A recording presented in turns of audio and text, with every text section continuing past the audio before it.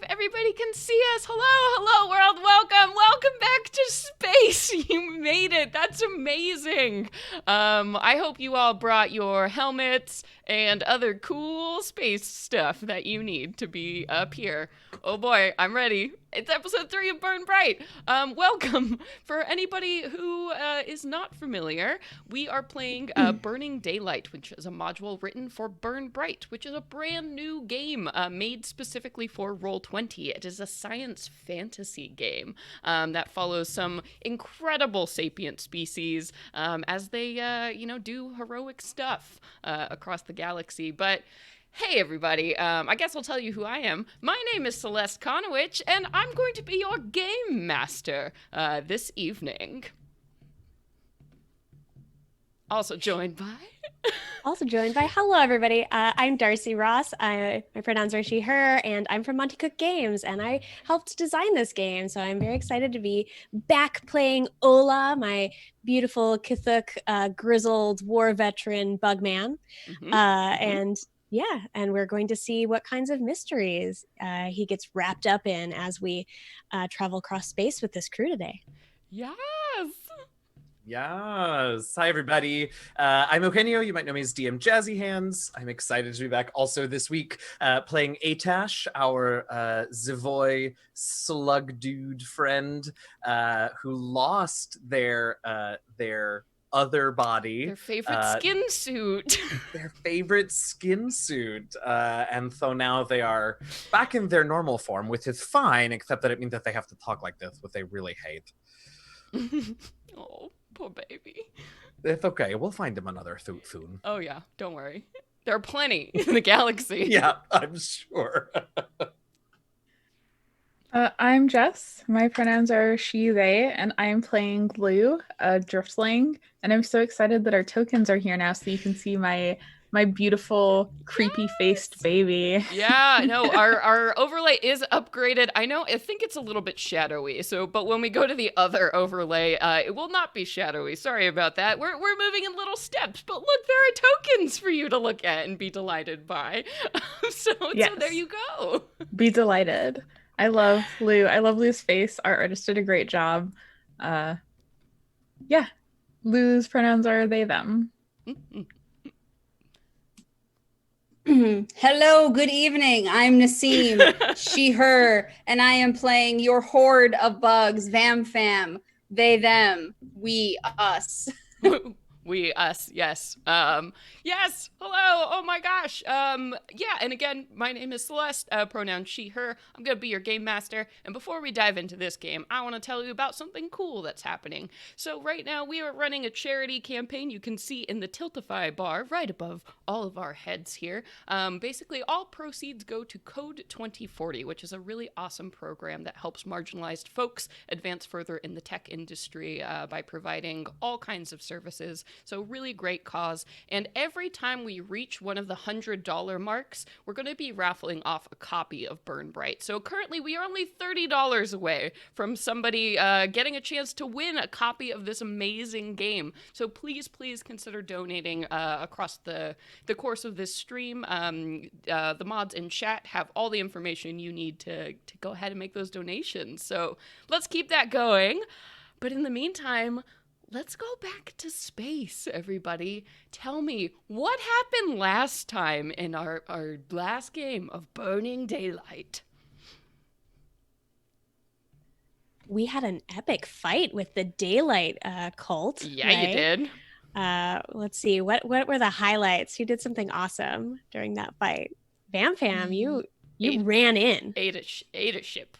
Oh, yeah, I went and had a little snack. I snacked on the ship. I helped the citizens find their bravery and escape the ship while the rest of you handled the hell out of those cultists. You tossed one into the air and then they just combusted into flames. And Lou threw a very devastating grenade. Yeah. And I words are escaping me. I was stern at someone to death. Yes, Yeah. yes, you did. Yes. You You did. scolded the hell out of That's one the of them. word I was looking for. Mhm. Thank you. My brain is about 3 days behind, apparently. Yeah, they were going to Also, take we took a hostages. prisoner. Yeah. Right. Mm-hmm. Oh, and Lou found a new companion. Yes. Also, Lou found the only thing that matters to them now, a blip. True love. Yeah. Why don't you tell us, what is a blip, Jess? What is this thing that's following you around now? It's like a blue fox-like creature that can phase through walls, and can take someone like holding it with them, phasing through walls. And my blip's name is Raindrop, and yeah, that's it. I think. Yeah. And Just everything. perfect. That's all the information you need about Uh-huh. anything ever. There's a blip named Raindrop, and it's the only thing that matters to me personally. Yes. Like, I know there are lots of people out there who need saving, and like I get it. There's bad stuff going on, but like Lou, blip, Raindrop, that's it. Yeah. That's, yes. And then what happened after the battle? Also, Ola, you made a friend during that I fight. did make a friend. Mhm. Ran into a very friend may be a strong word, but a very self-absorbed fellow Kithuk, another bug person, very fancy, Mhm. who was convinced that this entire sort of asteroid-wide attack was all about him, Yep. and so that may or may not prove to be true. His name was Cree, and we got Cree to safety, and then Cree had called a friend of his. Mhm. And a big peacecraft Mhm. came up, right? I'm trying to remember the peacecraft's name. Jade Crucible. Jade Crucible. Yeah. And what had she offered you all? Ooh. Didn't they ask us to essentially take on the task of returning all the other kidnapped citizens? Mhm. And then we decided we said, yeah, we'll help, but we also needed to have a little R&R first. Yeah, a little bit more information before you agreed to that task. Mm-hmm. Yeah. All right. So I think that's pretty good. Let me. All right. I'm gonna switch to our other screen because the shadow screen is driving me a little bit bonkers.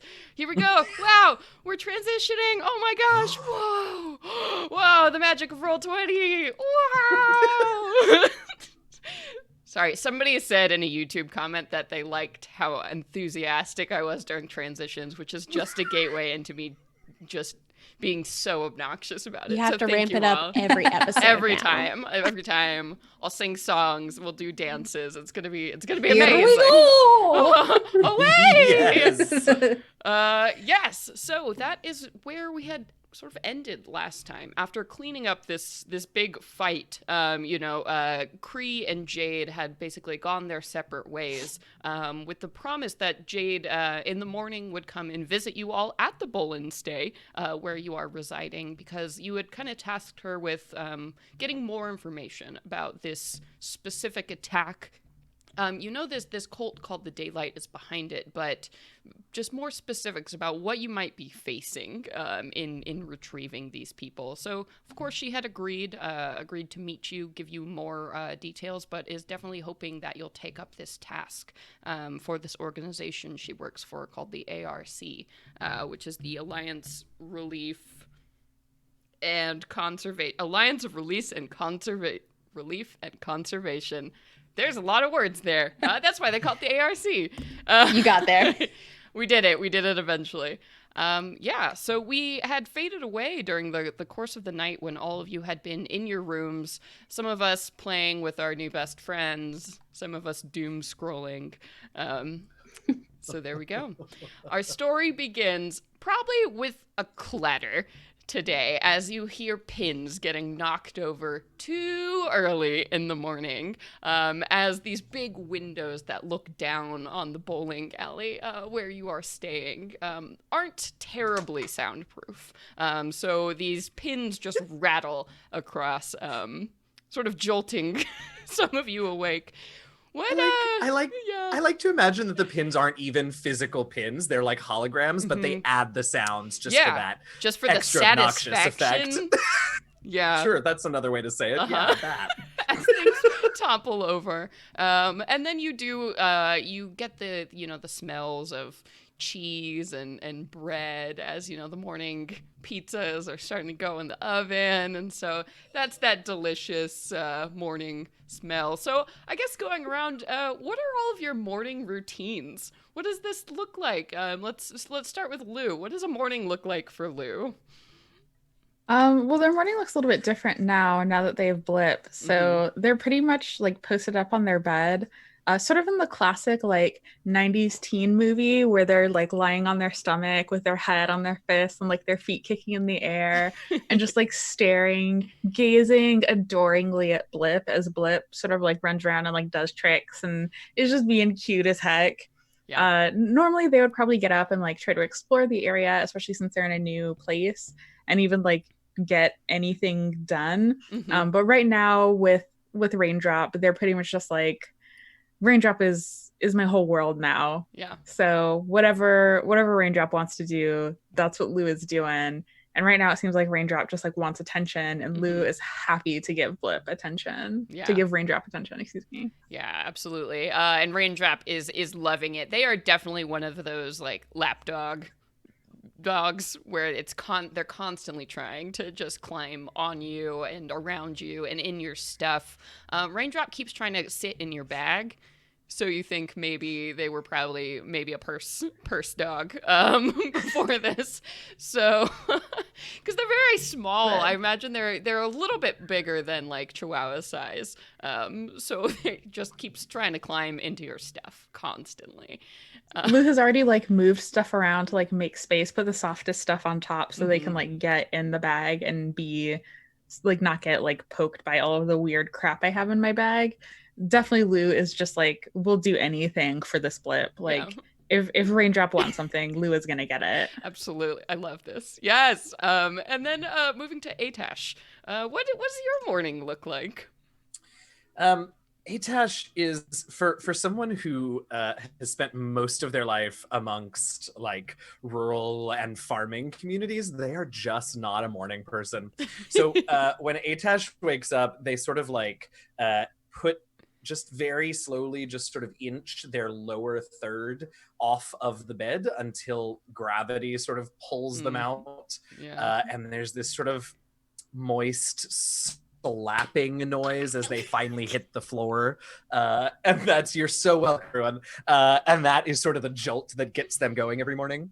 And so once that's done, they do the normal morning ablutions. They brush their tooth, and they sort of tidy up the room because they're a bit provincial and don't know that well, actually, I guess I shouldn't assume that this place has housekeeping services, but anyway. But as they sort of tidy, they're keeping an eye around the room for loose loose bits of trash or loose bits of whatever that they could maybe take and use for tools or bits to repair things on the ship or create new things out of. They're very into reusing things, and the only problem is that sometimes they think things are done being used when they're in fact not. And then I think this morning, the sounds of the bowling are just going to bring Zavoy, I'd bring Atash rather, down to watch. I don't think they're going to play. I think they just want to watch, and maybe try some of that morning pizza, which is not a great phrase for me, Eugenio, but live a little. You're here on the Omni. That's right. Yeah, and that's actually a good point. I think they're sort of almost more fascinated by like the employees at the Bolin Stay, because they're fascinated by the way that people in this incredible, bright, vibrant world, how like the locals, as it were, like experience their days. Definitely, yeah. So I think when you come down to, the Bolin Stay, there's really only like one lane that's currently occupied, and it's by a trio of driftlings that you see. They appear to be maybe teens. They've got backwards baseball caps and stuff like that, so they're teens, and they're playing 9 a.m. bowling. Whatever, because there's just nothing else to do, because everything is 21 plus on Azabni, it's real rough being a kid in Las Vegas, So here they are at the Bull and Stay, and then every once in a while you do see the only employee you've ever seen here at the Bull and Stay is Lucky Strike, who is currently behind the counter polishing shoes, and very neatly putting them up lovingly in these rows, and they're wearing their pristine scarlet bowling shirt, and just having the best time of their life.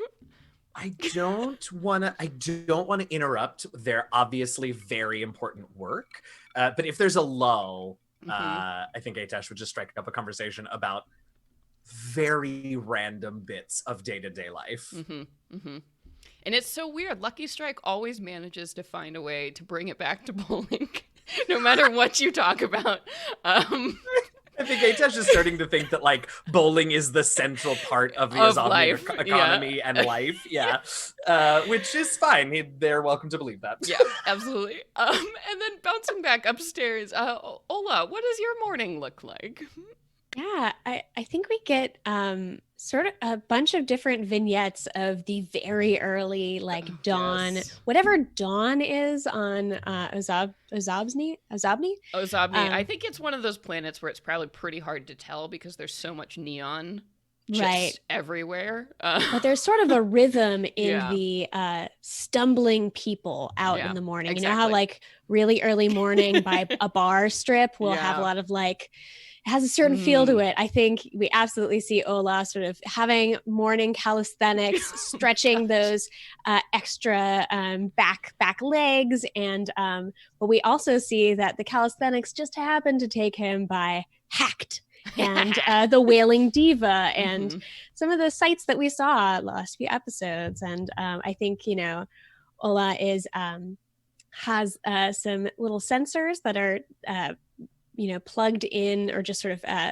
set on their carapace, and they're sort of listening to the morning news. It's an old podcast, functionally a news podcast from home. It's in kind of a dialect from their home group of Kithuk back on our planet, which name is escaping me, but a very isolated little community of Kithuk. So I'm getting my calisthenics in, but then I'm sort of arrive, but my home planet of Tsela, thank you. But I arrive back at sort of the Bowl and Stay, all, amped up for the day. So I think I'm definitely coming in with too much energy, although I think, it seems that Raindrop has a lot of energy to spare as well. Yeah. So. Yeah, oh, definitely. And what does a morning look like for Vam Fam? This is the morning after we suffered some burns, and we are trying to recuperate, and we do that by rubbing against the corners of our room, trying to shed our exoskeleton. And then once we've done that, we're fresh and we're new. We turned on the bathtub, and the way we clean ourselves, we like to be right under where the water is hitting the tub.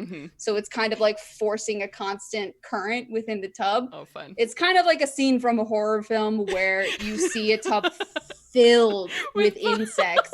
You barely even see the water, just the spout coming in, and that's how we clean ourselves. And then to dry, we fly around the room, and it's like a swarm of locusts within this. It's like a biblical plague, everything you do.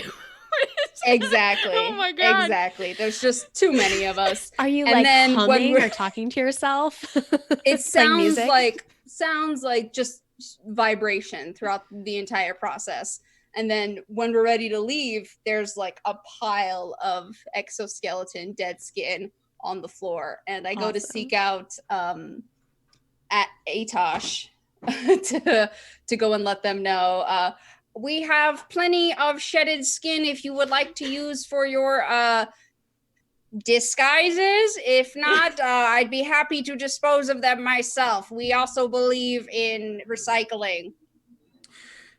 Unfortunately, I need full corpses, but now that you mention it, that's an interesting idea.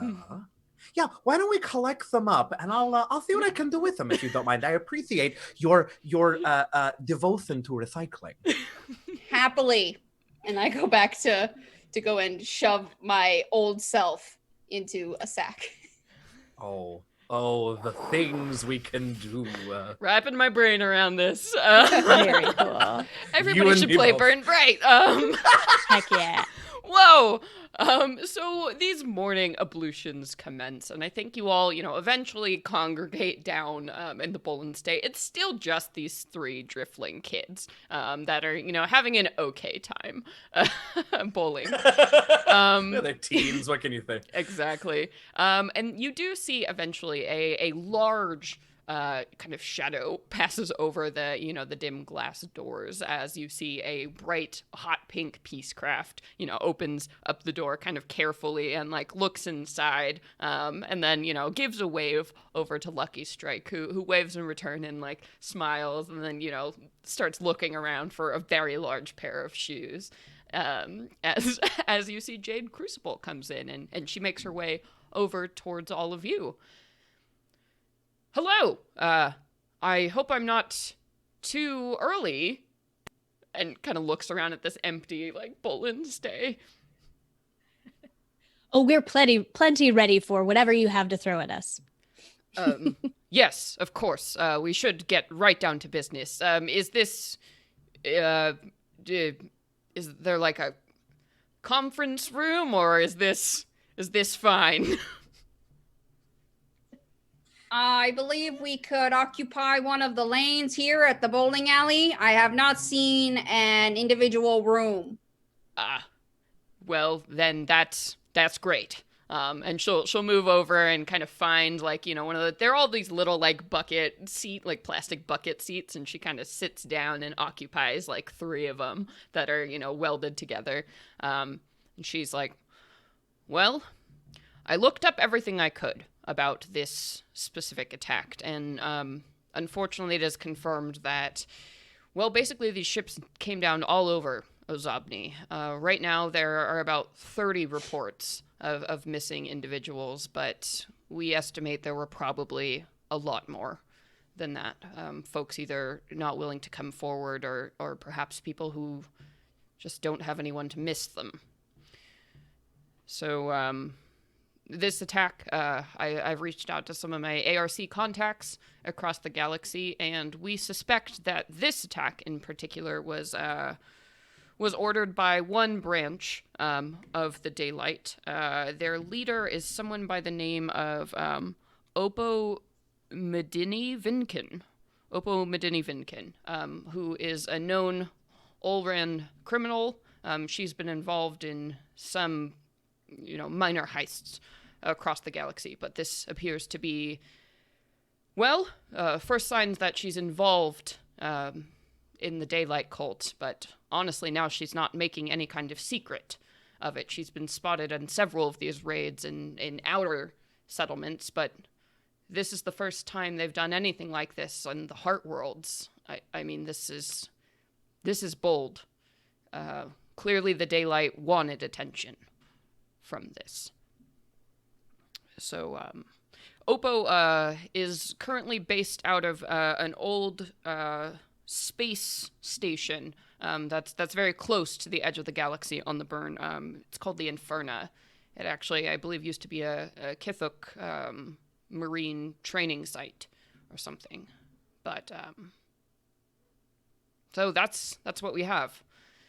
It's about a 17-day journey by normal space travel. Again, it's we couldn't get exact numbers, but it is a smaller station, and so hopefully it's just Oppo and her sect there. I mean, there couldn't be more than 10 ships docked there, just based on the size. When you say close to the burn, it's right there. Okay. Right there on the edge. I mean, that's why it's abandoned. But I mean, the Daylight has some pretty strange ideas about what the burn is. So there's that. They're pretty fearless when it comes to that sort of thing. Perhaps we should just set up a blockade and trap them on their outpost so that they can be eliminated with the burn.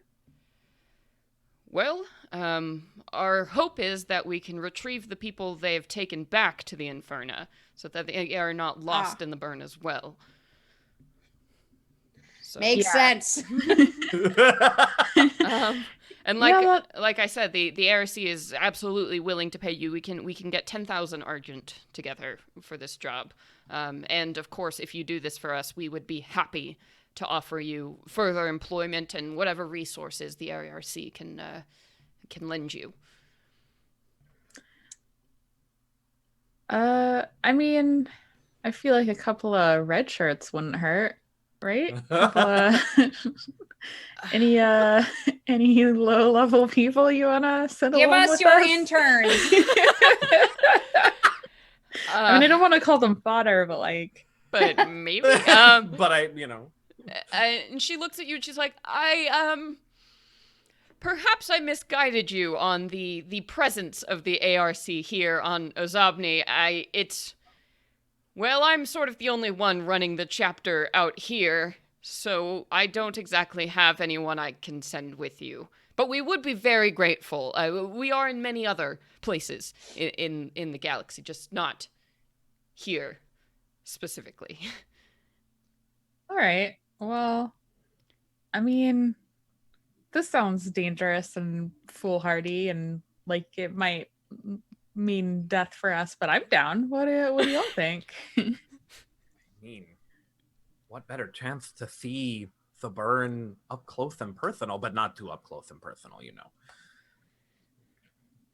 Would I have ever been on this station as a Cthulhu sort of war training site? I don't know. Yeah, so it's a place where the Cthulhu's would have trained, like a space marine station. I mean, you've been around for a while, so perhaps this is somewhere you've been before or at least heard of. Yeah. I don't like the idea of this place being used for such foul ends. I would be interested in helping those escape it and stopping it from happening again. Certainly, the less stations out there for these people to hide in, the better. Unfortunately, the edges of the galaxy are just crammed with buildings, stations, ships, just like this one. But, I mean, if we can deal a blow to the Daylight cult, I'm certainly in favor of that. Their practices are intolerable. So you mentioned last time, or someone mentioned last time, I forget who, before last night when we were talking.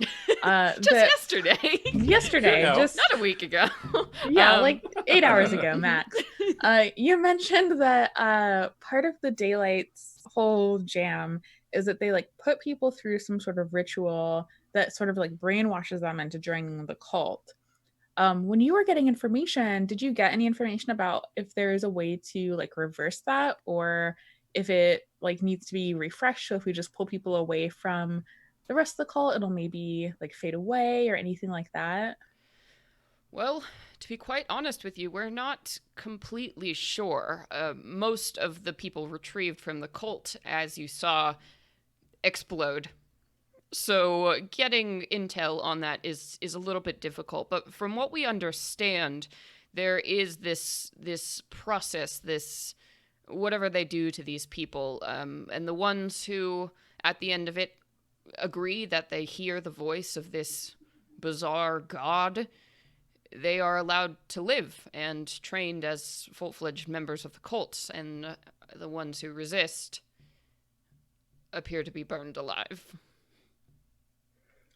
What a waste. So no dissenters have ever left their headquarters? Not to our knowledge. But perhaps if we could retrieve these people and give them some serious medical help, perhaps they could be swayed from this whatever this is.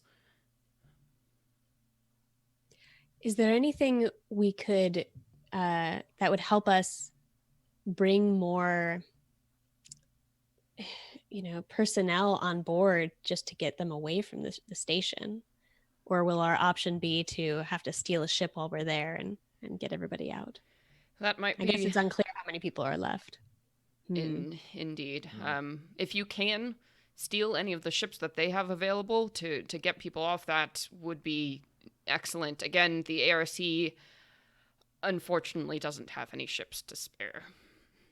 Where is the nearest ARC stronghold to this station?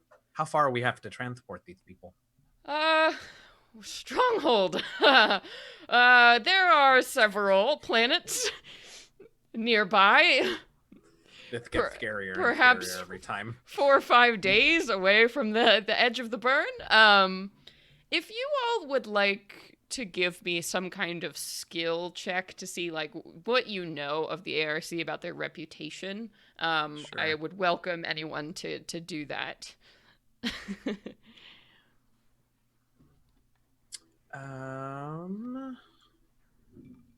How about just a good old-fashioned knowledge? Yeah, Sure. I was trying to come up with something else because I've already used that die, but I haven't. All right, yeah, if you want to go for it, I'll say, I mean, the ARC is pretty well known, so only a difficulty rating 2. Okay. That's Okay. challenge rating, extreme rating. Do. Pass. boo. Oh, okay. Atash, you're like, I don't. How? Woody. I don't- I lived on a farm. What? You've never met the ARC. You just heard lots of like wild rumors about them, and you're like, I don't really know what is actually true. Whereas Vam, I think you've probably heard, through your network or maybe had run-ins with the ARC before. They are one of those like nonprofit organizations that super duper mean well, but because everybody means so well, they all have a lot of different people with a lot of different ideas about the best way to help people. So it's very scattered with individual chapters kind of operating and doing their own thing. They all want to do good, but they just don't have the infrastructure to like get these supplies or resources around. Truly. Yeah. So yeah, when you say things like ARC stronghold or whatever, it's like there is probably like a small group or maybe individuals, like Jade who offer everything they can, and scattered across these planets wherever they can do some good. But yeah, I mean, a lot of the ARC folks too, they're really concentrated in the heart worlds where there are more people who need homes and food and medical attention and shelter. So when you're getting out towards, towards the edge of the burn, you're not going to be encountering too many people at all, in particular ARC chapters. So you'd probably still be looking at like maybe 5 days away from the burn might be the next closest. Okay. Yeah, a couple of my little bugs go off and crawl over onto your shoulders and give you a little heads up, like, we can't expect too much support from them. Got it. You're impressed that they can offer you 10,000 Argent. That's a significant amount of of There are a lot of many well-meaning supporters of the organization, but when it comes to real action, it's a little harder to come by. But they do have some bright-eyed volunteers who I'm sure will help us with the cause. And Jade kind of has a little frown when you say that out loud, but she stays quiet. Well, all right. So is the idea for us to be the taxi service for these hostages, or are we bringing them to you? I mean, however you can bring them back to safety. Okay, we'll figure it out when we meet them. I'm sure they'll be very forthcoming. One hopes. Well, yeah, we probably should get going because if it's 17 days away, That's a lot of days. there's a chance that we could still catch up with the fleet that was just here last night before they make it to the station, and that might help if we can do a thing, but who knows? we've got 17 days to plan, or less if we That's catch up right right. away. Indeed, yes. It seems that they probably have an entire day's worth of travel as a lead if they did leave last night. So I would recommend moving as quickly as possible. Well, let's take a... Nope, that phrase doesn't work for me.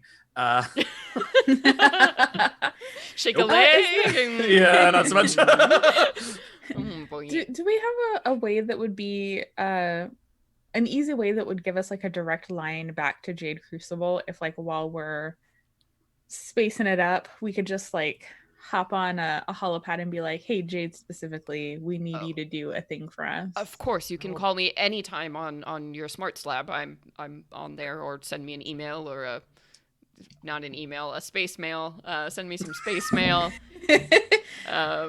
Call you Take beep forever, you if we but want to it's reach reliable. Ooh, they should call them comets because they move fast. I like that. Comets Um, instead the of email communicator- running down. That's very Write cute. it down. The communicator badges that we have are mostly just like among us and then to Wanda, right? Yeah. Yeah, okay. But you do definitely have like computers. I would Oh, say yeah, on yeah. board your ship. Yeah. Yeah, Even if yeah. you don't individually have a smart slab, it's pretty common tech, so you can definitely call people or. Sure. The signal might be a little bit difficult once you get all the way out there. There are no comet towers out by the burn, so. Sure. Yeah, that's more what I was wondering is if there's a way to like get a direct line back to Jade Crucible. Mm-hmm. I mean, calling should work most of the time. And Okay. she did give you her like little holo card last time that has basically all the ways you could possibly contact her on it. So hopefully Cool. that will be enough, and this will be easy going. But I Hopefully do just like we don't need her to like get in touch with her when we're really far away. Hopefully we only Right. need her for the first couple of days of travel and then we'll hope for the best. she covers her like big pink mouth and is like, yes. It's okay. As far as I can tell, if we get into trouble, they really can't help us anyway, so. No offense meant. I just mean like, you have to be here and take care of Athobni and all that. She lets out like you see a little bit of steam like just come out of her mouth. Oh. She's like, Lou just is very like, Jade Crucible, we really appreciate all of the help you were able to provide for us. And we are going to go get our ship from our bud and we're going to go do the thing now. The thing that you want us to do. That's what we're going to go do right now. Everyone's happy. We're all on the same side here, all on the same page. We're out. thank you again for taking this up. It's not every day you meet people, well, as heroic as yourselves. So I certainly True. appreciate it. And I know the ARC, as they hear of this, will also appreciate this. So, and she kind of stands up and, scoops herself out of those little bucket seats and like sort of, fixes her stuff in her bags and just, call me if you need anything.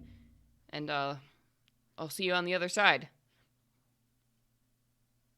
She nods and, heads out of the Bullen stay. Well, Are we getting that Argent after the mission? Apparently, she did not give it to you now. So. Notably. Okay. Well, let's Good to hope Mandu know. is done with Wanda. Yeah. I'm sure he had to 'Cause work we through have- the night. 0 Argent at the moment, so. Mhm. Hopefully you don't need any snacks. That's right. All right. So you're gonna check out and head over to the Crystal Palace. Yes, what a name. Yes, Mhm. absolutely. Hmm. It's the best all-around luxury hotel on Azobni.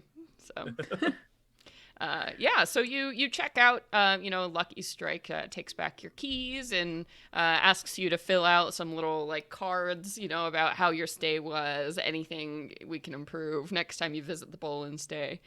So anybody have any quick notes they want to leave on those cards, or just for Lucky Strike? Who is definitely watching you while you are writing the cards on The Bull and Stay was great, but I'd love if my next visit didn't involve a bunch of people being kidnapped by a cult. I know that's not your fault specifically, but it just put a real damper on my entire thing. Still, 5 stars. Love your whole jam. Love that I always smelled pizza everywhere I went inside of this place. That's my favorite thing Loved- too. Loved being able to see bowling happening at all times. Big fan of your whole deal. Just like real bummed about the kidnappings. Yeah, and now I right have on to the go do back of the that. card, you're like, okay. Yeah. It's, Uh, oh yeah, Meanwhile- they're writing this exactly how they speak, which Yeah. is just sort of like rambling on and on. Just like go like has to ask for like another card to Yeah. finish their thoughts because it keeps going back and forth between like all the things they loved about the open air bowl and stay, but then how bummed they are that people got kidnapped by a cult Yeah. and that like cultists blew up when they threw a grenade. Yeah. Also really excited that I found a blip named Raindrop and it's my new best friend, and I'm Slips you associating another that card, with the yeah. hotel.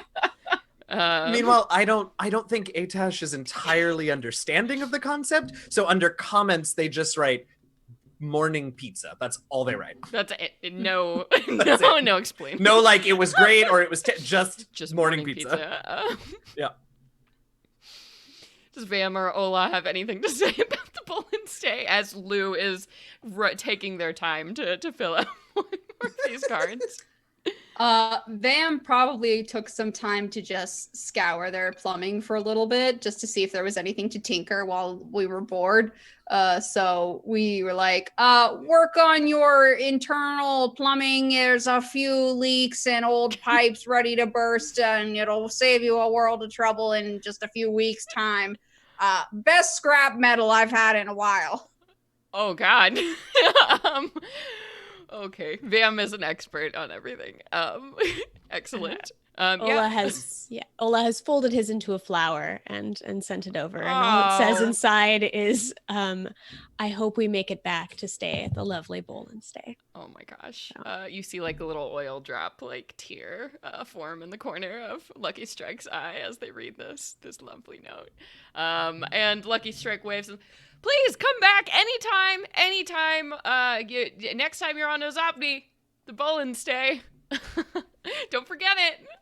Oh, I will never forget this place, and I will definitely be back. Okay, bye. Do you want a pizza to go? Oh my gosh. Yeah. Yes. Okay. Yeah, I know you all have been so great. You have been so great. And Lucky Aw. Strike, rolls into the back and brings out 2 pizzas, 2 like medium-sized pizzas, and is like, "We always have extras for some reason."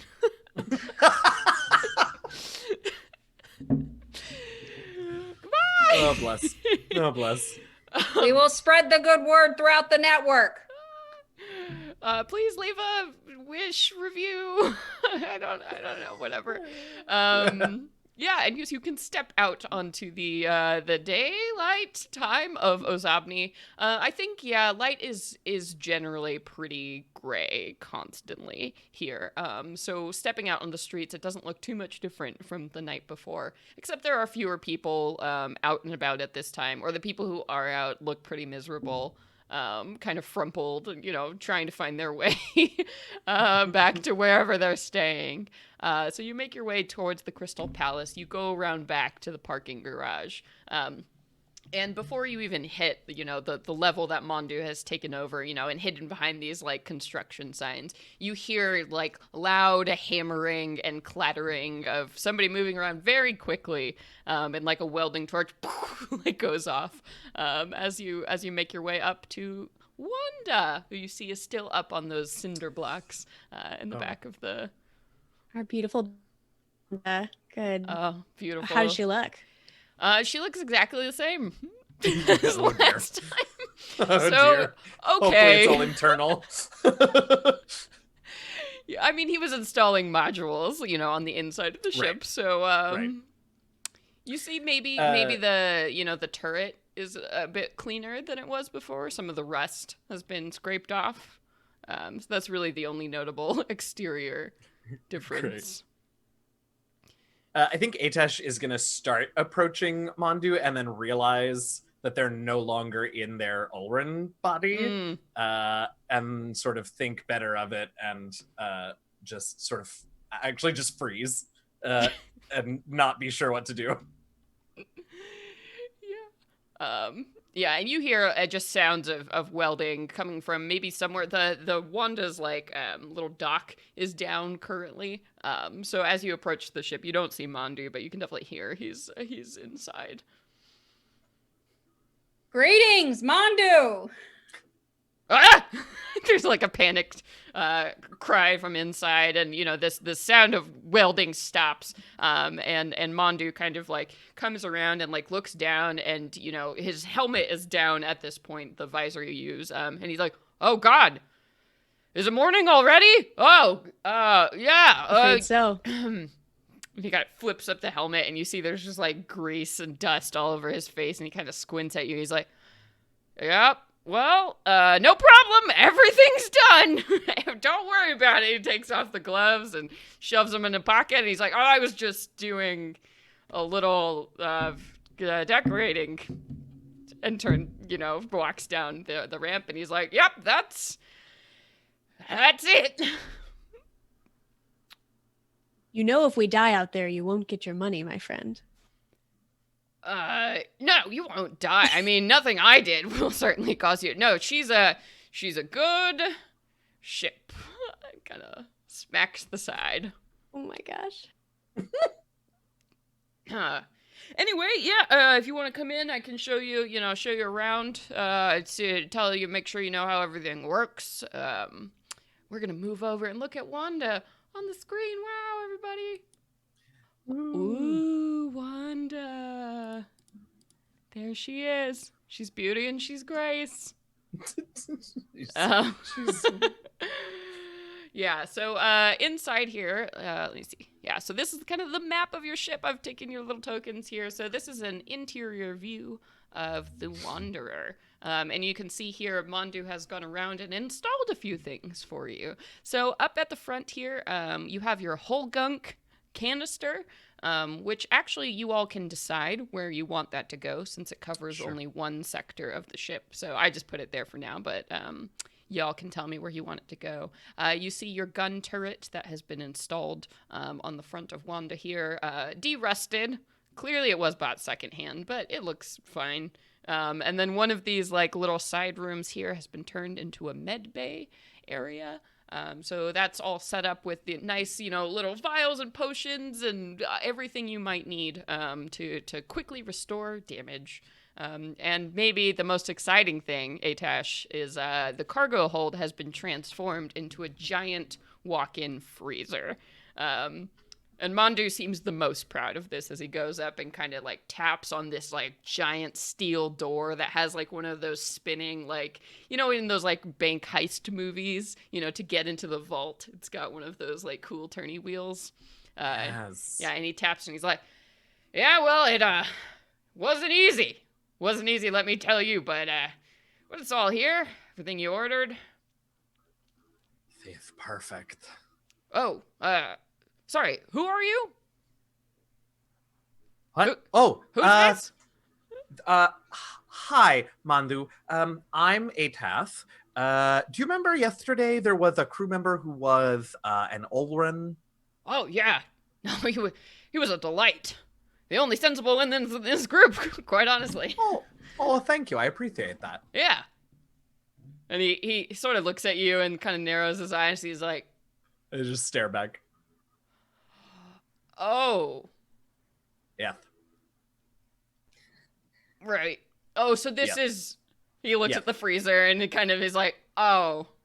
Yes. Yeah, okay. I thought it Yeah. was a bit weird that I was just installing a giant freezer. This makes a lot more sense."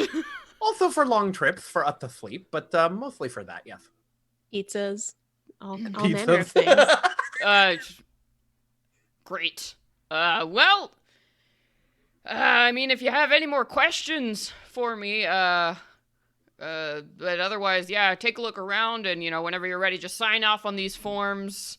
I just need them for, reasons. So, he hands you a grease-stained clipboard. That's basically like a yes, my mechanic delivered the parts exactly, and I certify that there's nothing wrong with them. I've done a check and da da da da da. Like, It's sort of like one of those new like apartment security, walkarounds, before they charge you that deposit. Yeah. So he'll hand it off to you, Cool. and if you want to poke around the ship, sign these forms. I have Yeah. a question that may or may not be in character depending on your answer, Celeste. Bring it so on. we have the modules that we asked Mondu to install. Yes. Does Wanda come with a cockpit and an MI jack and an engine also? Yes, she does. Great. Because it just occurred to me that I don't know where they are and I was concerned. Yes. So actually, if you look on the Twitch screen on my version of the map, it outlines these things for you. So in these, okay. The little blue section is your cockpit. So that's up right at the front of the ship here. And then your MI jacks are these little guys in pink. So right down in here towards the front of the ship. Okay, great. So both your cockpit and your see. MI jack are in Sector 1 with your gun turret. So this here is ultimately the cockpit, so we'll probably want to move. Yeah, this is the cockpit. Okay. And then your MI jacks, right there. Okay, cool. And your engines, you actually have 2 engine rooms on Wanda. So there is one, let me move this down so chat can see, on the bottom left and then one on the bottom right. But they are still in the same sector. So if one catches on fire or breaks down or there's a hull breach, they are still both threatened. Okay. Just in case that happens. Just in case that happens, right. It may not come up. Okay, cool. Thank you. I appreciate that. Yeah, definitely. So you have all the basic stuff. So your ship will work, but now it's got some fancy bits. Yeah. Now, Mondu, I won't sign off on any of these forms until I hear from Wanda herself that she feels good about her seaworthiness, her space worthiness. I forgot all about. I'm so sorry, Wanda. We've been talking about you like you're not right here. Honey, it's fine. It's been a long God, day. Yes. This little man crawling around inside my bits. I'm exhausted. Oh my god. He says, beams over your comm badge. Queen. I love her. So, did you bring Wanda back anything to drink? Could use some fuel. Oh. Yes. And I look at Mondu. Yes. I got some buckets. We have a couple barrels in the back, I guess. And he looks sort of nervously at the ship. She's been a delight, I swear. Well, she always is. Anyway, actually, while you all are doing this walk around, Ola, can I talk to you about something just outside real quick? Sure thing. Yeah, and he looks around at the three of you and sort of, nods and leaves you with the clipboard, and we'll walk you just outside. I did want to let you know, I think there might be something odd with your MI. Who had this ship before you? Do you know? I'm afraid the provenance is a little mysterious to us. I believe Lou, a friend of Lou's, was able to acquire it. Oh my god. Yeah, okay. I mean, yeah, clearly secondhand, and and he's kind of like whispering and looking at the ship. I found a lot of I don't know. There's some weird files just in her system. I'm not really a computer guy, so maybe you want to take a look at it. But I don't know. They're like encrypted, or maybe they're just trash or something left over. Someone didn't clean the hard drive. But yeah, it's just kind of weird. Thank you for letting us know, Mondu. We'll take a look. And thank you for the short notice. Haven't moved that fast in very long time. Guess quick job turnaround, and then I get to deal with that. And he looks across the garage to where you all had the daylight ship towed. Yeah. And there's like parts that are falling out of the bottom of the engine where Vam just chewed through a bunch of stuff, and he's like, yeah, that's a project. So Maybe I Be can sure clean it up. to reach Yeah. us on our communication badges if you find any news of the MI's coordinates and whereabouts and where it was headed. Will do, fam. Thank you very much for your cooperation. Yep. Anyhow, you done with that paperwork yet? Yeah, we're done. Wanda's all right. We're all right. Excellent. All right. Well, wish you luck, and come back here anytime. I mean, not too soon. I mean, not too soon, but I'll be here. Lady for us. Yeah. All right. He wipes, his hands off on his coveralls and should be ready to go. Oh, and he goes around and starts taking down the little jacks and everything and cleaning up all the, places where he had little buckets and stuff so you can go ahead and, get clearance to drive out of this garage. Yeah. As I come back on, I would love to maybe make a quick computers check just to sort of see if I can at least find out what he's talking about, and then maybe I can show my teammates what these mysterious files Wanda's been secreting away from us. Yeah, definitely. Go ahead and give me a complexity 3 skill roll.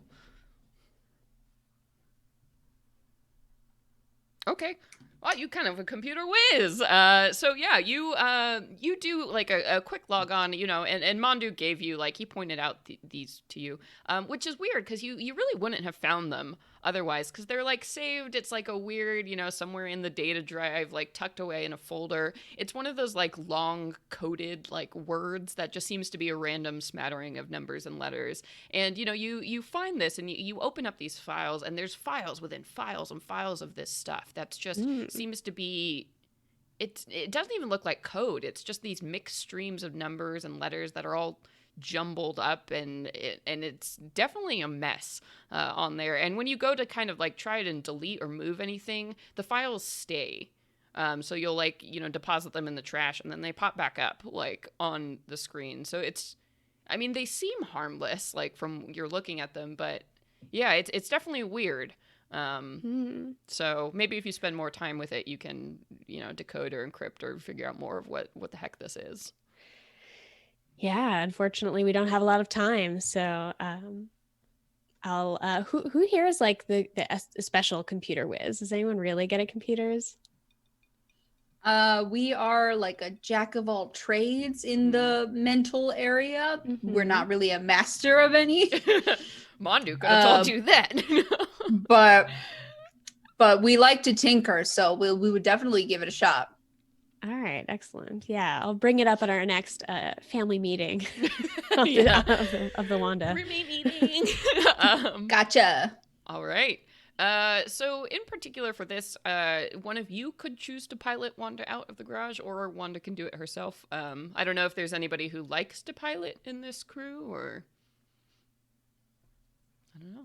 Lou definitely likes to pilot, but right now, pretty much Lou missed the entire conversation about the paperwork and everything, because as soon as they saw Wanda, they went to their quarters and started making a little nest area for Raindrop. Yeah. And was inside the entire time, didn't look at any of the modifications, just ignored everything and was here is your throne. Yeah, and Raindrop is everywhere inside the ship, smelling every single thing, climbing up on every tall surface they can jump up onto, winding through the tubes, the engines, stuff you're maybe that's bad, but Raindrop is gone by the time you find where they are, because they can also phase through things, so they're just booping through walls and running around like crazy on this new ship, smelling it all.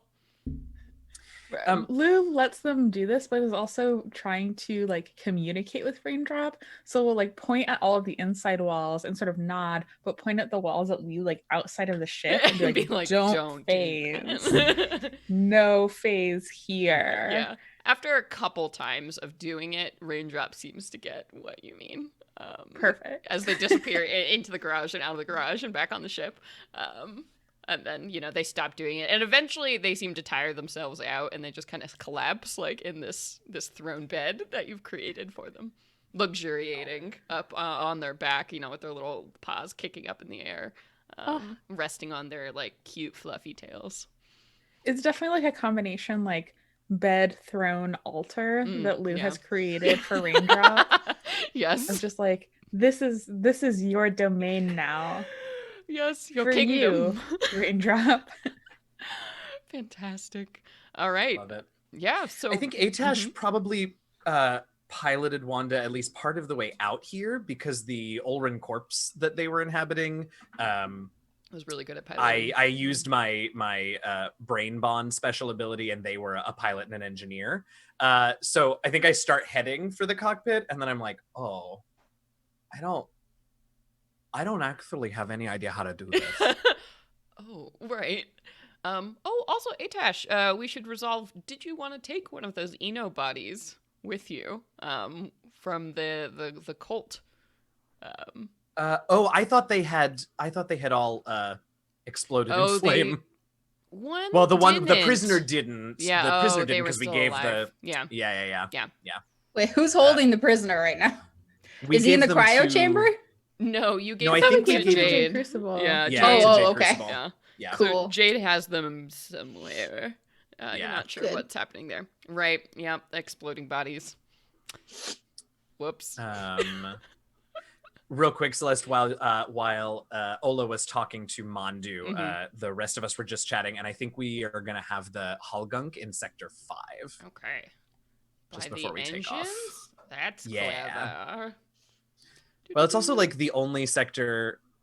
It's like the furthest sector away from the cockpit and the MI jack and the places that we will likely be. That's true. And since that thing, sort of seals hull breaches for us, we can still seal hull breaches in whatever sector we're in. But Look at you. You figured gaming the system. Yeah. well, also just talking out my butt so that we can talk about mechanics. Yay! Also, Yay. I think very important, whose room is whose? Please put your Oh. tokens, claim your rooms. No, mad dash. Oh my gosh, Do it. rush. Oh no. Okay. Oh, you live in the cryo chamber? No, I don't. I love it here. You hang like amidst the icicles. Oh god. Where did I We're go? doing That is Alien not and I'm a not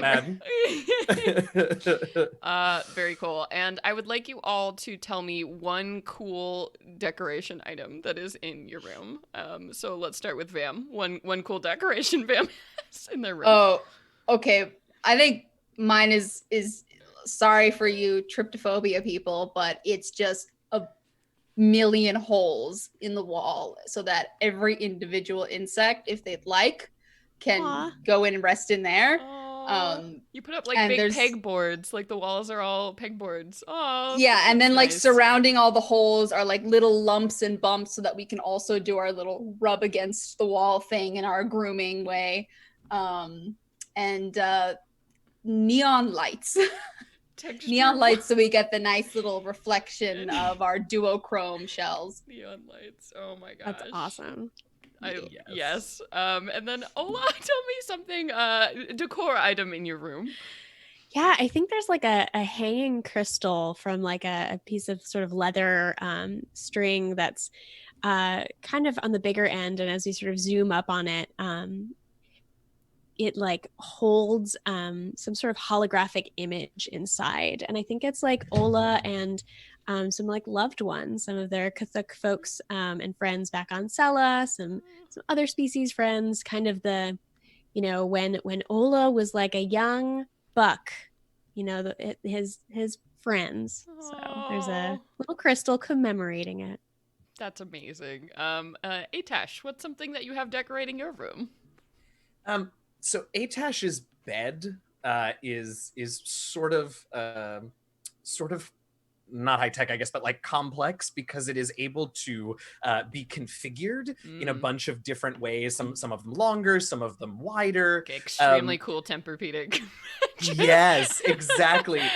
Which, like, by itself would be kind of dope, but it's Atash, so it has to be a little creepy. Oh, no. So above the No. bed is like this netting sling. With these like little hooks on the corners, where if Atash decides that they want to just sleep in their Zavoy body, that's where they can like dump the store is a much better word. Store the overhead storage compartment. Yes, for my your overhead corpses. storage for my body at the time. Of course, now they won't need it because of the cryo chamber. So maybe they'll start using that for other things. But yeah, it's got like, well, never mind. I don't need to describe what's up there anymore. Cool net ceiling. Yes. Yeah. And then, I mean, Lou, other than your altar to raindrop, anything else going on in Lou's room? Part of the reason Lou was able to so quickly put together this altar is because their sort of like decoration is similar to Atash, is that they're constantly changing their form, but their thing is that they have clothes for like clothes and like scarves and just like pieces of cloth that could cover them no matter like what shape their body takes. And they've used these to just sort of like hang all over to sort of create almost like rainbow streamers hanging from their ceiling. Cool. So that's what they've got, is like anywhere you walk in Lou's quarters is you're sort of like walking under these because they like very soft clothes on their like ever-changing body. So you get these sort of like very soft cloths and silks and things hanging from the ceiling. And they've even used some of them to sort of like make a weird sort of like nest thing for themselves and for Raindrop. Yeah, that's their thing, is like a rainbow of clothing hanging from the ceiling. Very cool. Man, this ship is cool. Y'all made it cool on the inside. My room also doubles as like the party room because there's nothing in it. There's nothing in it, but right. There's no furniture. It's just the walls that are a little bit weird. I love it. So you all kind of, get yourselves ready back in your space as this happens, and you hear that familiar rattling, thrumming sound of Wanda's engines coming to life. They do seem to run a little bit better than they did before, like maybe some gunk has been cleaned out of the blasty chambers. Very scientific term for the engines.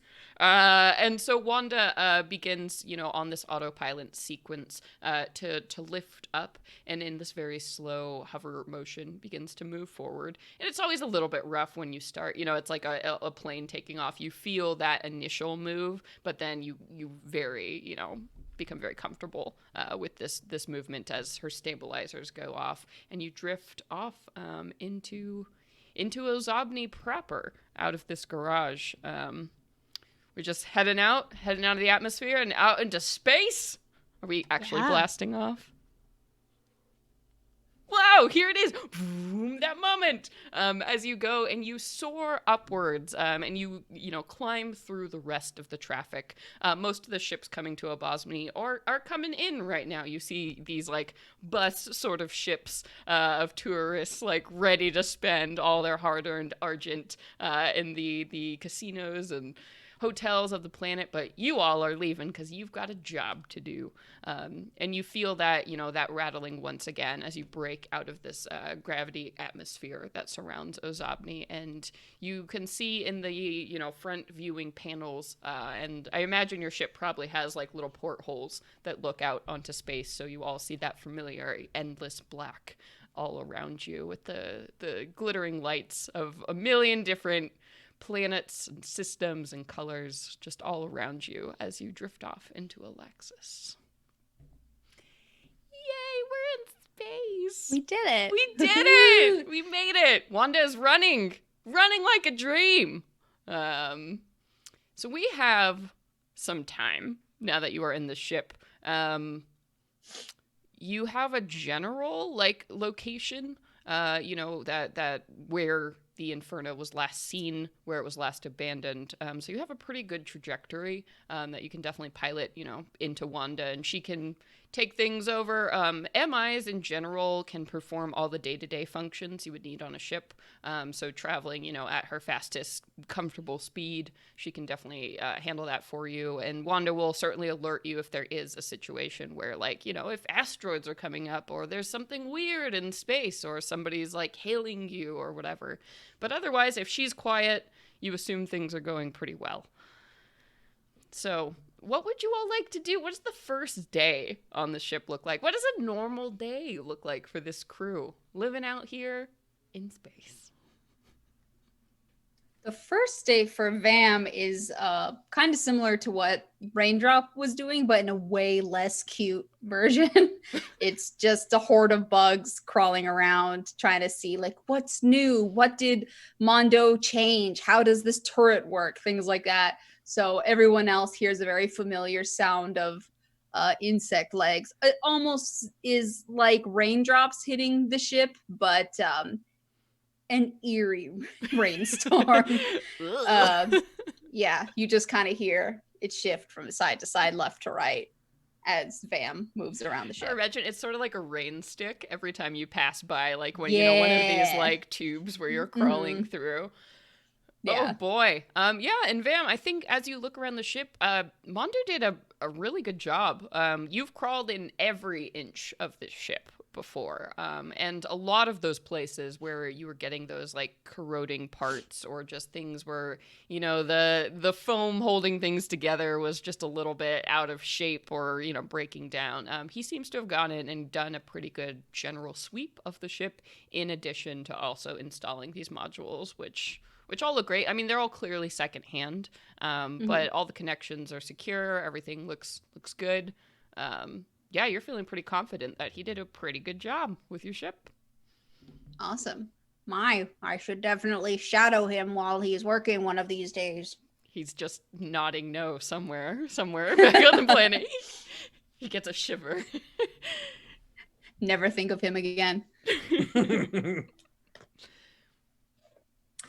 For what it's worth, I think Atash wants to check out the cryo chamber, and since I'm not storing any bodies in there, I think I'll set it to like freeze me for an hour or two during the day, and maybe a couple times in the first day, just to make sure it works, but also to see what it's like to be in cryo sleep for a while. Yeah. It's short while. It's if any of you have ever worked in a restaurant, it's definitely like one of those nice big industrial kind of walk-ins. You see that the cryo chamber itself has also been equipped already with some like metal shelving, and then there is sort of like a cot on one side where somebody could, when you want to go into cryo sleep, you just go in there and you crank that dial all the way up, and it's got lots of like features on it. So, you can set it for like full freeze for like an hour, or, 24 hours or whatever. It's got a lock code that you need to set. So if you want to pick a password for that, are you going to tell people your password? Like what's Atash's move? Oh, yeah. Yeah, as much as Atash is excited about this for its storage capabilities, it also like they also for sure want the rest of the crew to know that like when we have long space flights, like I will inhabit one of the stored bodies in there if I need to, so that we can get in there and pass the time for long space flights. So yeah, I'll collect like I'll collect a character or two from everyone to make this totally nonsensical but very unique to us passcode. Very cool. Yeah, and then what is like Ola's deal over the first couple days on this journey? I think Ola is very focused on, like everyone, checking in and making this feel like home again. So Ola is definitely asking Vam Fam, if you find yourself down in the data labyrinths, look out for some files you can't reach. Would you mind? So still curious about what's going on there. Oh yeah, We will have every pair of eyes looking. But then I think Ola's like cooking or whatever passes for cooking on the Wanda, right? Ola, like one of my species abilities is that I make the livability of a ship go up by one, right? Yeah. So I think Ola's got to be doing something to sort of make it feel friendlier and more inviting. And so whether that's polishing, various nodes or, laying out some throw rugs, I'll be curious, nice cozy pillow. yeah, exactly. Fluffing them. But You burn incense in space. Sure. Yeah. Why not? So I think, yeah, I'm doing that. Yeah, I mean, I think we could all take a moment to chat about too. I mean, it's great on the Wanderer here. They have this big central section, which is like a kitchen lounge area. So I think we can all decide, what that looks like. What is your main living area? What does that space look like? What is the kitchen situation? I'm leaving it totally up to all of you to decide what that's like. So maybe if everybody wants to give a few details. Where do you eat? Where do you hang out? Are there couches? They're beanbag chairs. There's definitely a massive beanbag chair, like the biggest one you've seen. Oh yeah. Probably taking up like this whole, if I could double click through the thing, that whole little area. Section. It's like a square shaped couch beanbag. Whoa, couch beanbag. Coolest ship ever. Is this like the 70s like sunken living room? Is that what the center section is? It looks like it. Yeah, I think it is. I think that's what it is. Yeah. Notably, in and around the kitchen, there might be a very small sort of trash receptacle, but between me and Vam, I don't think much goes to waste. Big compost section, big on recycling. Oh yeah, for sure. Definitely. Is there like are there little plants that you're using the compost for? Maybe like what's the situation there? Yeah.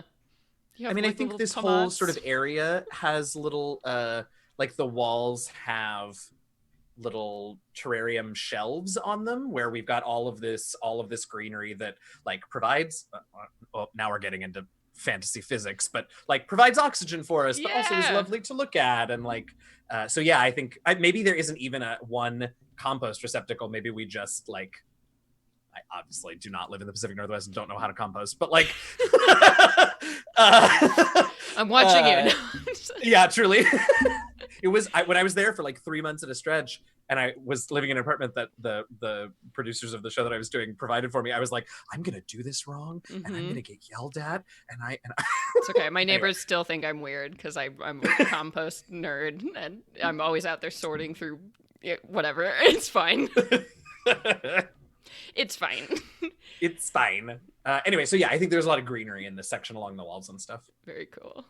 Bioluminescent fungus. Yeah. Shelf fungus. Big ones. I think are providing a really chill kind of nice lighting atmosphere. What kind of nice chill color is your chill beanbag? Someone else should pick. Lounge. I love it. Yeah. What kind of color we rocking? Any and colors? Purple.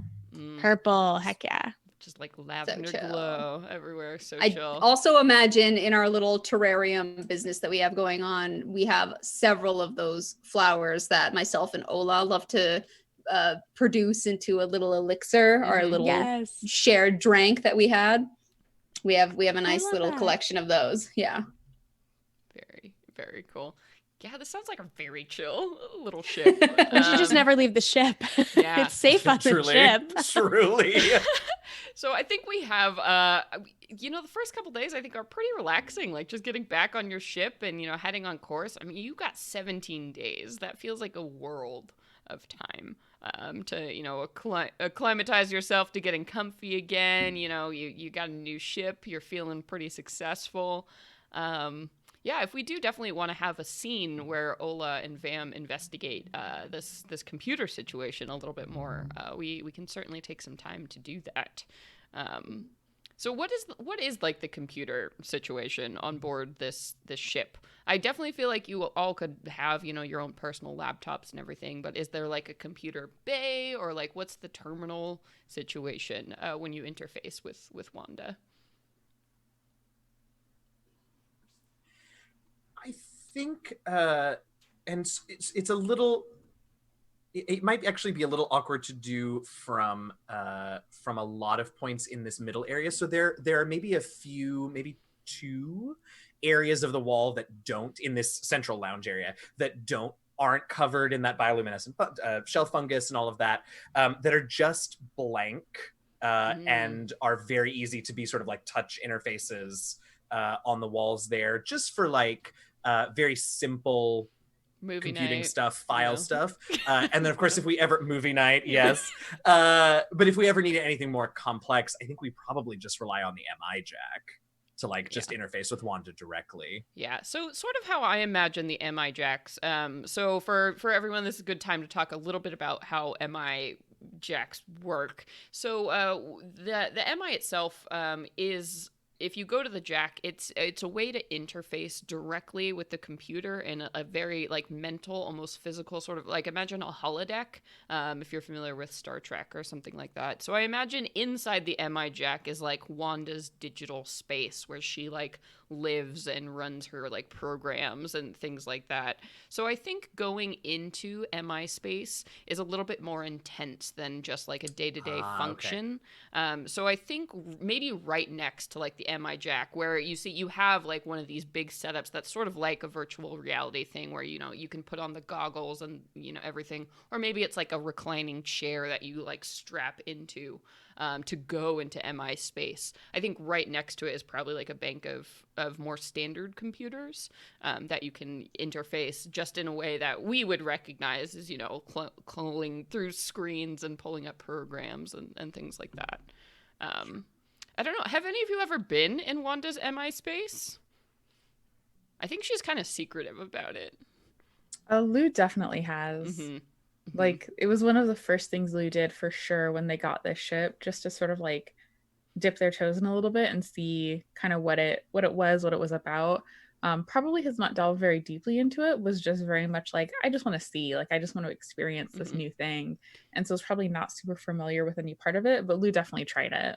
Yeah, I think inside the MI for you, when you first got the ship, Wanda just kind of gave you this weird, like, blank sort of space. Again, like that moment in The Matrix when they're like, imagine anything you want. And it's just this weird kind of white space. And Wanda was definitely like, yep, that's it.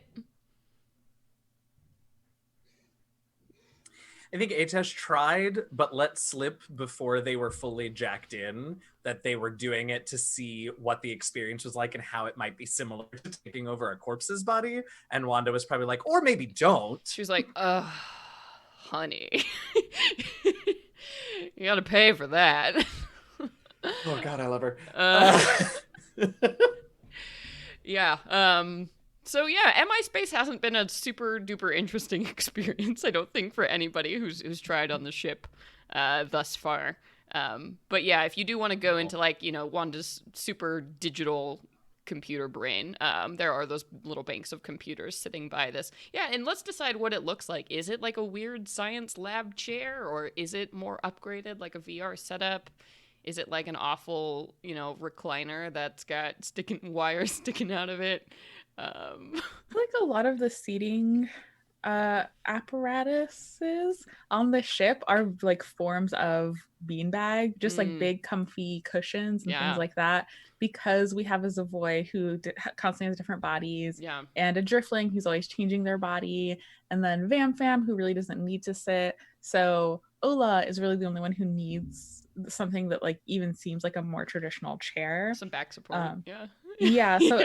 So since everyone else sort of needs something less traditionally a chair, it's probably like every sort of chair is just some sort of like pile of cushions or like several bean bags stacked up, or like one really big bean bag, just like random, any sort of just like soft thing that would form around a person's body when they sit on it.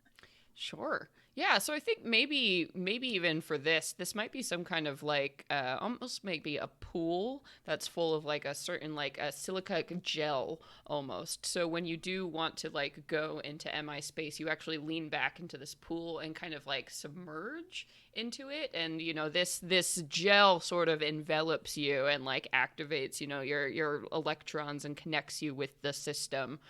So it works more like, you know, like a brain that's all like weird and fluid. So I think, yeah, maybe you have like one of these little kiddie pools that you have to submerge into to interface with MI space. Because space. Space is weird. Let's do that. So that's your little kiddie pool that's sitting next to your more traditional, like, sort of like standing desk computer setup here. So we find Ola and Vam interfacing currently with this computer setup. And what's the plan? Like, both of you have seen these files. You've realized that there's a ton of like data that is dedicated to whatever these files are, and no easy tricks have been found to delete these files. They just seem to be popping back up. And again, it's just these endless strings of letters and numbers that don't make any traditional sense. So what's the plan? Should we simply confront Wanda and see what she knows? If she is aware of these files taking up space in her memory? Yeah, asking Wanda is a good first start. Yeah, and you can, reach out to her and she's like, I'm sorry, what are you talking about? I don't know if Wanda's okay with me using like a term of endearment with her, but we'll see. Darling Wanda. We're gonna use I don't know, suave, I guess. Let's swap. Oh, cool. Let's romance this Wanda into helping you. My darling Wanda, in your infinite wisdom, do you know that there are a great number of files in your memory bank with very... Are they like large files? It's a ton. It's a ton of information that's being taken up by whatever these are. They seem to be taking up a big number of your storage capacity. Are you aware? I'm sorry, darling. Are you commenting on my size? Not at all. I am admiring your vast capacity to retain knowledge, and we are simply inquiring if you are aware that there is a good chunk being used for these files, these unmarked, unnamed files. She kind of laughs when you say, I'm just, appreciating your intellect. She's like, darling, I really have no idea what you're talking about. All systems clear on my end. So I didn't need to roll for it? Okay. Oh, go ahead. Yeah, go ahead and roll. As you're, being suave. Complexity 2.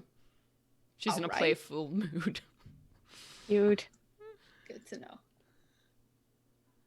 Yeah. So you're going on. She's like,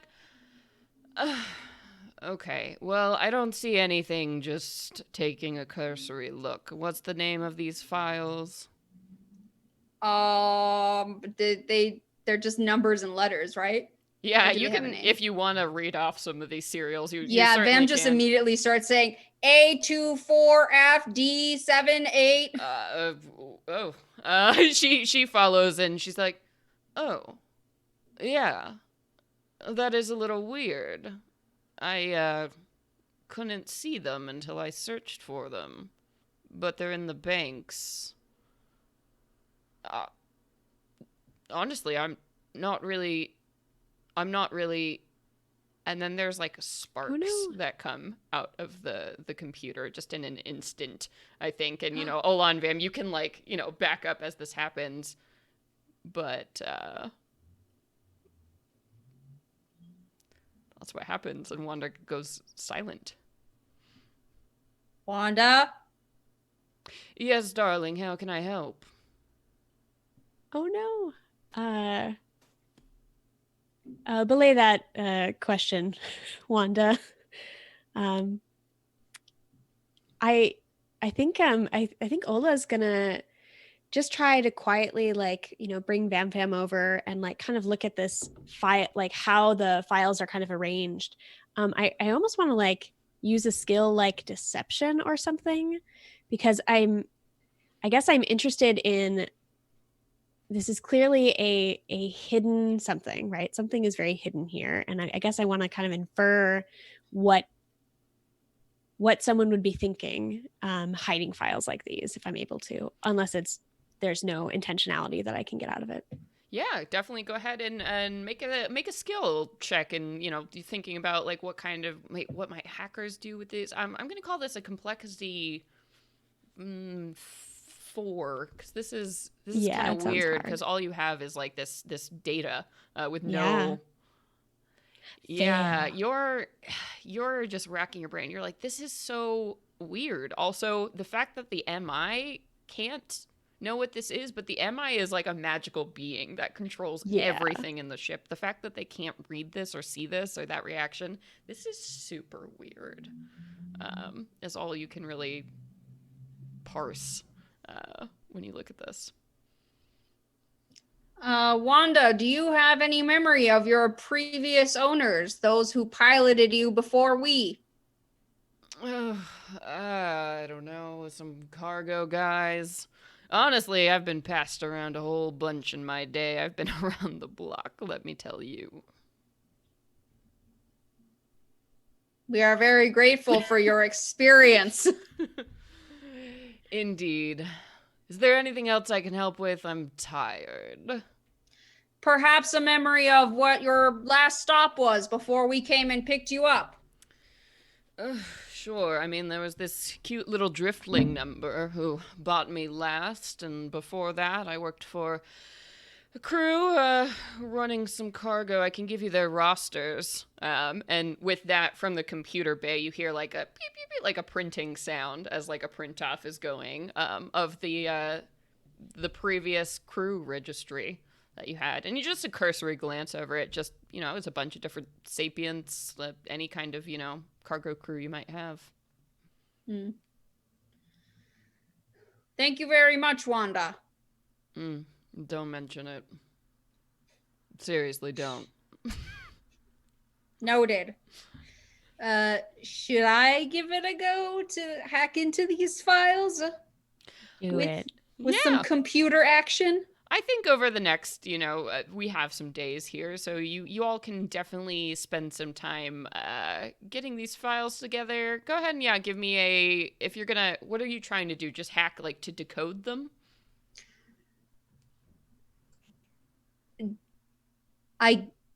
If that's what's gonna lead to opening them, yeah.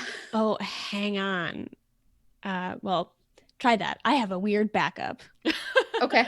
All right, I'm gonna say this is incredibly difficult. So we're looking at like a complexity 5. So let's go ahead and give me that. Just if you're going in cold, trying to like find the answers here. Yeah, just the base knowledge that Vam has, we're gonna use. 5. This is getting up. 7 is the highest you can possibly have in this game. So 5 is pretty big. Let's do it though. Oh! Whoa! That is weird. Amazing. Oh my god. Awesome. What does this action hack sequence look like? What is it like? Because I think this takes hours for you to like actually hack and get through the information and decode these files and encrypt them as fast as because every time you try to get one open, another one locks down. And so what does it look like when Vam action hacks this planet? What is this?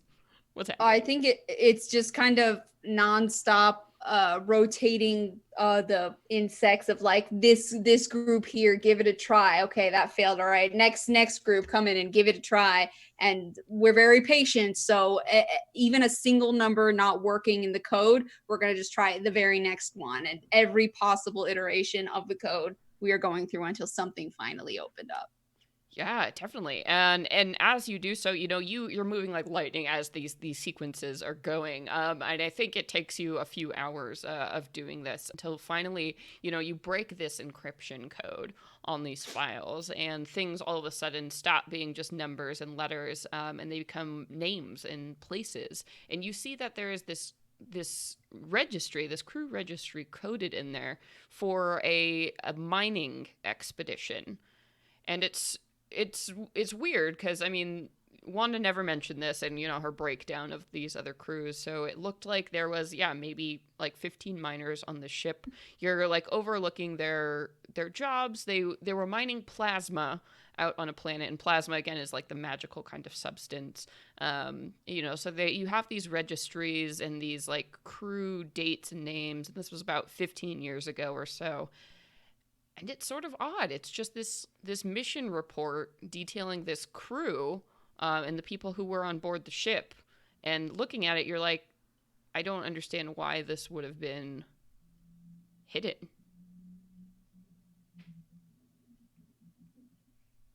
We're gonna print. Yeah, definitely Gonna print print it all out before everything the code starts. Yeah.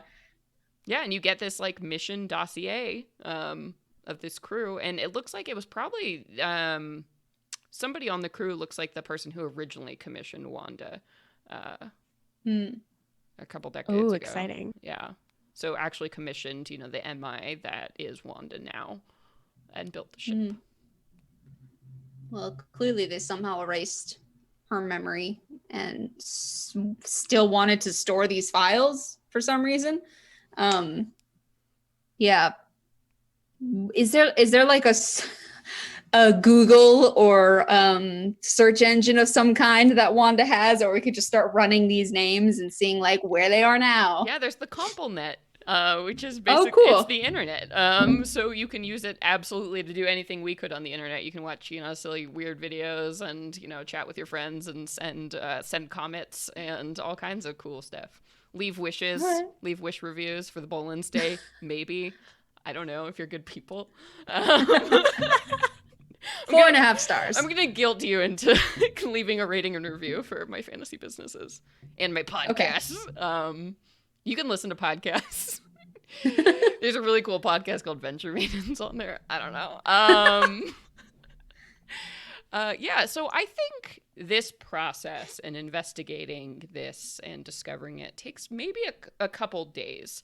I think this isn't just all compacted time, as you all hang out and get used to this. So you have these files, Vam, and I think, you're gathering them up and heading back to your room. Let's call it like the third day or so. And at this point, you all have left the Heart Worlds, which is that nice ring of planets where they're all pretty urban and there's lots of folks. So you're getting more and more out into open space. So you have those sort of suburban planets, that are sparsely populated, or people who still like are on their original planets, maybe species that don't even have space travel yet. So that's where you are. And it's probably the evening time of this third day. Vam, maybe you're heading back to your room when you get a ping, all of you, wherever you are, from Wanda over the speakers that sort of says, hey, I seem to be picking up a message, a signal, something. Do you want me to play it for you? Please. All the way out here? How strange. Yeah, it's sort of weird. It seems to be some kind of ship. All right, well, if you want best sound quality, come up here. To the cockpit, I mean. It looks like there's a visual component, too. Yeah. Okay. Does everybody go up there, or some people, playing with Raindrop? Or... This is very curious. Yeah, so you all kind of step up towards this main cockpit area, and I think there is sort of like a flat table that has one of these like hollow, VR things, and it flickers to life as Wanda begins to play this message, and you see the face of Rornan pops up in front of you. So this sort of green pearlescent colony in front of you, and the image is flickering as if the signal is bad on the other line, and Wanda seems to like adjust some things and the image becomes more clear, and you hear the Rornan speaking. Please, if there are any ships nearby, we are in need of assistance. We are under attack from some kind of space beast. Please, if any ships are passing nearby, we need immediate assistance. Please. And the image kind of flickers out and then dies as Wanda says, sorry, sweeties, that was them, not me. But that's all we've got. Are we able to send a message back? It looks like their comms are dead or damaged or something. But they're pretty close nearby, on our way. Maybe a few hours. I would be happy to investigate further. We would. Well, am I putting in a course? Yeah. Yes, please, Wanda. Mm-hmm. All right, well, let's turn this bucket around. And she goes, and as she does, you feel the ship shift slightly. It looks like this is some kind of ship, maybe a station, 3 hours away or so. You want me to crank it up? They are in distress after all. All right. And she, as she does so, you feel the ship move a little bit faster. Any preparations you're making in the few hours it'll take you to reach this destination?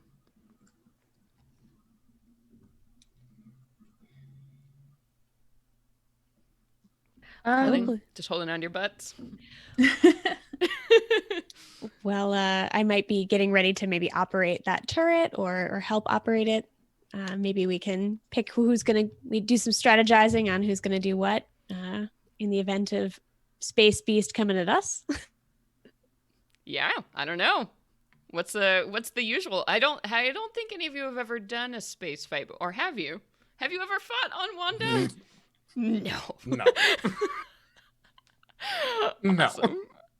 Very cool. So I guess, over those couple hours you're talking about, what are you going to do looking at the things on the ship, making sure that, you haven't fired the gun, hoping it works. And as you get into that range that Wanda has indicated for you, you can take a look out into the visor, out into space, and you see in the distance this very large object. You're not sure if it's a ship or a space station at this point, but it's built in this very odd way, almost this crystalline sort of bud shape that moves up into this conical point. And you can see that the surface of this thing almost appears to be like a yellow glass, sort of like stained glass. It's really beautiful. And there are these 5 gigantic panels that you can tell are solar panels that go out in all directions, like the unfolding of a flower.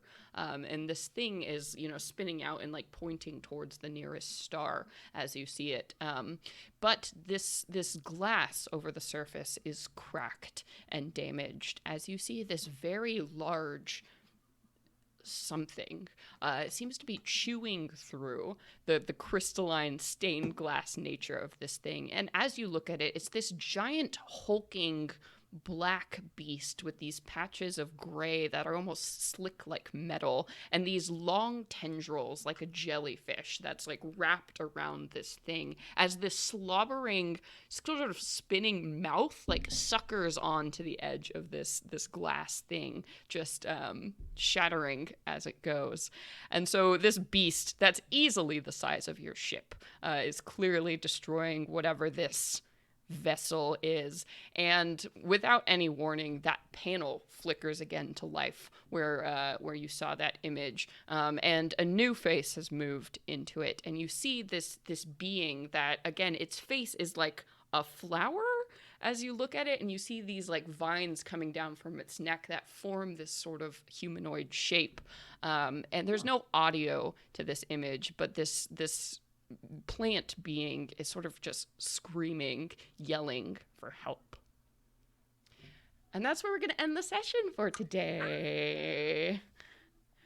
Space trouble! Trouble in space! Family, I am coming! Ah! What is happening? Ah, thank you all so much for this awesome adventure. I am very excited. I love Wanda. I think she's beautiful on the inside and out. I really want to find like cool images of furniture and stuff just to like make this ship totally extra before next time. I'm going to be doing a lot of Photoshop. It's going to be great. But yeah, before we, do our sign-offs and everything, we have to do our after-game check-in, checking in about those story paths.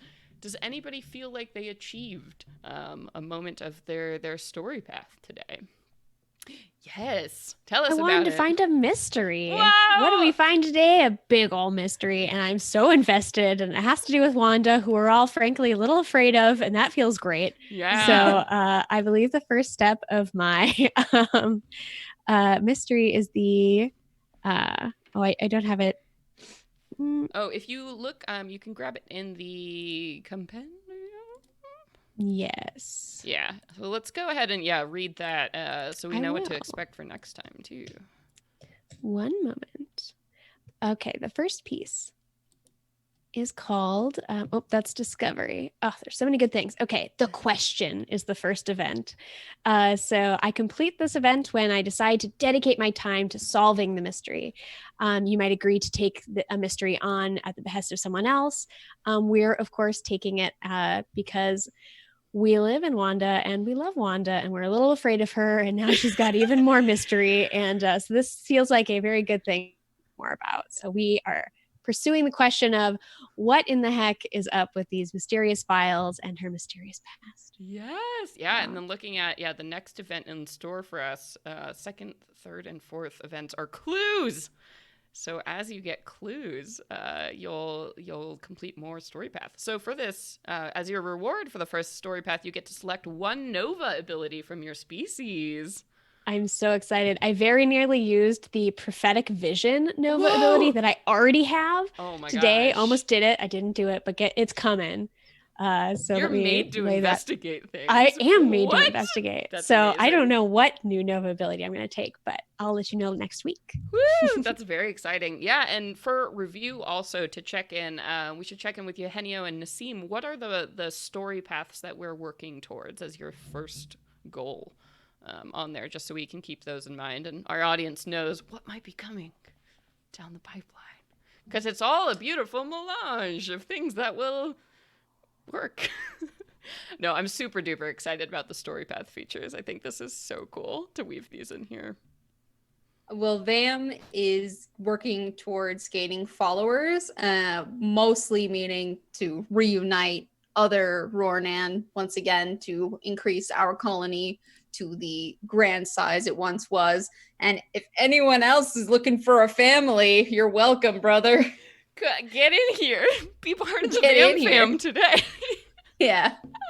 I love this. And Eugenio, what are we working towards for Atash? Mine's kind of tough, I realize now, because we're on a very specific mission that's not gonna, I assume, is probably not gonna let us stay in any one place for too long. Mine is Stranger in a Strange Land, which at first blush seems very simple, but when you look at it, the first event is Arrival and sort of implies that I'm then deciding to spend some time learning about the culture here and the way of life. Yeah. So, you know, we'll see how it plays out. Yeah, no, I think it'll different ones too. Yeah, if you feel like you want to abandon this and like go towards a different story path, we can definitely do that. Yeah, I think it might be easier, but you and I can chat before next week and we'll figure something good out, because there's plenty of fodder for sure in the last couple of sessions we've had to come up with something. So yeah, definitely. And then also there are some cool mechanics for story path, including like the flashback method. So like if you all haven't like hit an event post, there's actually a mechanic built in to like travel back in time and then build sort of a story that has happened off screen to facilitate this. So that's a cool mechanic we can definitely explore. But yeah, I'm really excited. Speaking of that, yeah. I mean, it's up to you if I got my second story path with Raindrop, because I have 3 things to choose from for the second, third, and fourth events. Oh yeah, let's do it. And 2 of them, one of them is Soothe the Savage Beast, which is if something upsets your animal friend, you manage to calm them, which I don't know that like exploring the ship really upset them, although it does include anxiety in this. Yeah. And then also quality time. So you spend time getting to know the animal. You might teach it some tricks, allow it to comfort you when you suffer a loss, or spend time playing and hanging out together. That one seems more. Yeah. I mean, I feel like you've definitely, you're building a life with this creature. I'd be comfortable granting you that event, that progression. Nice. You made an altar for Raindrop. I don't know what else would qualify for this. I don't know what more perfect. So let's do it. What do you get from that? I get a Nova ability. Woo! Oh my gosh, we're all popping off these Novas. I love it. I love collecting these points. It's such a joy. oh my gosh, can I just say I'm really excited for space fighting. just maybe next time. I'm really nervous. Yeah, but of course, that's bringing us towards the end of our session. So I definitely want to go around here and please, everybody, tell the folks where they can find you when they're not right here watching Burn Bryte. So let's go around the table. Darcy, where can folks go to find you? Hello. You can find me at Darcy L. Ross most places. I'm most active on Twitter. You can find me tweeting about weird creatures in the real world that inspired many weird things in Burn Bryte, which is great. You can find me at montycookgames.com and on Instagram and the Twitters. So please come check us out. Yes. Woohoo. Hi everybody, I'm Eugenio, also known as DM Jazzy Hands. You can find me on the Twitters at DM Jazzy Hands. Primarily, I'm the dungeon master and producer of an actual play podcast called The Last Refuge. New episodes every Wednesday. You can check us out at DND Last Refuge. And then other than that, normally you can find me on my Twitch channel, streaming some video games on Thursday and Friday afternoons. I won't be live tomorrow, but generally Thursday and Friday afternoons. You can find me there. I think that's it. I'm Jess. You can find me on Twitter at WriteJessR, and you can find all of the things that I do on my website, writejess.com. That's just sort of the easiest way to do it because there's always something new happening. Mm-hmm. Which reminds me that I should update my website. My bad. Oh yeah. Twitter's probably the best way to go. Heck yes. And I am Naseem. You can find me everywhere online at Nazgul and on the Venture Maidens Twitch channel playing as Saya Noor Wednesday nights and playing some good old-fashioned video games Sunday mornings, but not this weekend. But follow me on Twitter so you know when. Just follow us on Twitter is the moral of the story. Follow me, guys. What's the problem? Including me. Hi, I'm Celeste Conowitch. The best way to keep up with everything I'm doing is following me on Twitter at cconowitch or checking out my website, celesteconowitch.com. Like Naseem said, you can find me on Venture Maidens every Wednesday. And then, of course, come back for this show. Next week, we're going to be here. Same time, same place, in space, on Wanda. Please, if you loved Wanda or any of these characters, please shout out the show on social media. This is a brand new RPG, so we really need your help getting the word out there, getting folks in here to check out the game, getting folks on Roll20 to see it. This game, the system is amazing, so please help us spread that word. And of course, we're going to be here every Thursday for the next 7 Thursdays. So come here. It's awesome. We love you. Also tell your friends that all the videos go up on YouTube the day after. So, if people are sleepy, that's no excuse. Watch us on YouTube. Tell us how great we are. Thank you all so much for being here. You can also check out, I'm going to be around, we're going to be doing some really cool Burn Bryte stuff next week for Gen Con. Our next game, if I'm not mistaken, is going to be streamed as part of the Gen Con event. So we would really, really love to see you all there, hyping us up in the chat. And then Friday at 11 a.m., so on the 31st, 11 a.m. Pacific, we're going to have a Burn Bryte panel featuring a bunch of these awesome folks kind of talking about the system and sharing just some generally cool stuff.